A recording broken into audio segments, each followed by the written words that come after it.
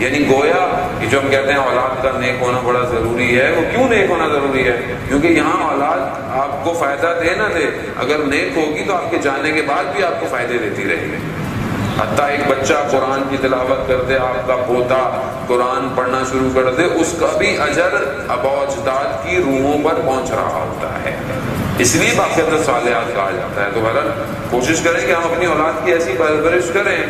اچھا، پرورش جب ہوگی جب میرا اپنا عمل اپنے والد کے ساتھ اچھا ہوگا۔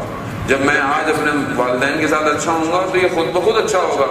کیا آج میں اپنے مرحومین کے لیے کچھ کر رہا ہوں؟ اپنے میرے والدین نہیں ہیں، خدا نخواستہ دنیا سے بہرحال جانا ہی ہے ہر ایک نے، کسی نہ کسی نے، یا اپنے پردادا دادا نانا، ان کے لیے میں کبھی دعا، کبھی فاتحہ، کبھی ان کے لیے کوئی کار خیر، کبھی ان کے لیے صدقہ میں دے رہا ہوں۔ اگر میں یہ کام انجام دوں گا تو کل میری اولاد بھی میرے لیے یہ انجام دے گی۔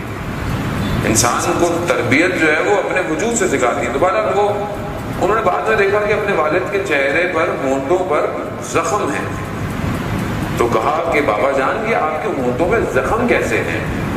تو انہوں نے کہا کہ بیٹا میں آپ کی ماں جو والدہ ہیں ان کو سخت لفظوں سے پکارتا تھا، وہ جو سخت لفظ ان کو برے لگتے تھے، الفاظ انسان اپنی زندگی میں استعمال کرتا ہے، وہ ان کو برے لگتے تھے لیکن وہ کہتی کچھ نہیں تھی۔ اس وجہ سے اس عالم میں میرے ہونٹوں میں زخم ہے، جا کر میری طرف سے اپنی والدہ سے معافی مانگو کہ مجھے معاف کر دیں، ورنہ قیامت تک میں ان زخموں کے ساتھ رہوں گا۔ عزیزان محترم، یہاں کا جو زخم ہوتا ہے نا وہ ٹھیک ہو جاتا ہے، کچھ دن لگتے ہیں، آپ ڈاکٹر کو دکھاتے ہیں، آپ دوائی لیتے ہیں، آپ اس عالم میں کوئی دوائی میڈیکل نہیں ہے، اس عالم میں کوئی اور ہی میڈیکیشن ہے، وہ بھی اگر اس دنیا سے پہنچی تو پہنچی، کیونکہ اہل بیت نے واضح کہا ہے کہ عالم برزخ کہ تم خود ذمہ دار ہو، قیامت میں شافی محشر ہیں، شفاعت کریں گے۔ انسان جو ہے وہ خدا نخواستہ بہت ہی گناہ گار ہوا تو کچھ عرصے تک وہ جہنم میں، اچھا ہمارے لیے کہنا بڑا آسان ہے کہ مسئلہ نہیں ہے، مسئلہ نہیں ہے، جہاں تو ایک جھونکا برداشت نہیں کر سکتا آدمی، دنیا کی آتش برداشت نہیں ہوتی آدمی سے، قیامت کی آتش کہاں برداشت کرے گا آدمی؟ وہ آتش یہ والی آتش نہیں ہے، وہ آتش بھیانک ہے، اس کا رنگ بھی سیاہ ہے، وہ یہ والی ہے بھی نہیں ہے۔ آپ خود تصور کریں نا، انسان ایک بند کمرے کے اندر ہو، کوئی روشنی نہ ہو، کچھ بھی نہ ہو، کتنی دیر انسان رہے گا؟ انسان بڑے بڑے ہم نے اولیاء خدا کو دیکھا کہ باقاعدہ قبر کھود کر قبر میں رات گزارتے تھے تاکہ اس تنہائی کو محسوس کریں۔ یہاں پہ تو سب کچھ آپ کو مل رہا ہے، نظر آ رہا ہے۔ مولا متقیان حضرت علی ابن ابی طالب مولا متقیان فرماتے ہیں کہ کچھ چیزیں انسان کے ساتھ ہیں، دوست ہیں، کچھ چیزیں انسان کو زندگی میں بناتا ہے، وہ کیا ہیں؟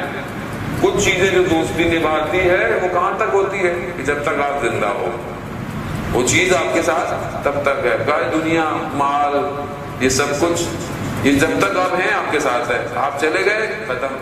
کہاں کچھ ایسے ہیں جو آپ کے قبر تک آئیں گے، وہ کون ہے؟ کہا آپ کی اولاد، آپ کے گھر والے، بہت ہوا دوست، اور یہی اچھے دوست اگر جنازے میں ہوں تو یہ پوچھتے ہیں دفنائیں گے کب، کتنی دیر میں دفن ہونا ہے۔ یہی ہے نا انسان کیا ہے، جب آپ خدا نہ انسان کا دوست چلا جائے کہتے ہیں کہ تدفین کب ہے، بس دفنا کے قبر میں چل دیا پھر۔ مگر مولا فرماتے ہیں کہ کچھ چیزیں ایسی ہیں جو انسان کے ساتھ رہیں گی قیامت تک، اور وہ کیا ہے؟ یا وہ اچھا عمل ہو یا برا عمل، یہ دو چیزیں قیامت تک انسان کے ساتھ ہیں۔ اب میں کیا لے کے جا رہا ہوں؟ یہ میرے اوپر ہے۔ قبر سب کی اپنی اپنی ہے عزیزان محترم، میں آپ کی قبر میں، آپ میری قبر میں نہیں آئیں گے۔ آپ یہ نہیں کہیں کہ برابر والی قبر ہری ہے تو میری قبر میں روشنی نہیں، یار کوئی اپنی قبر کی روشنی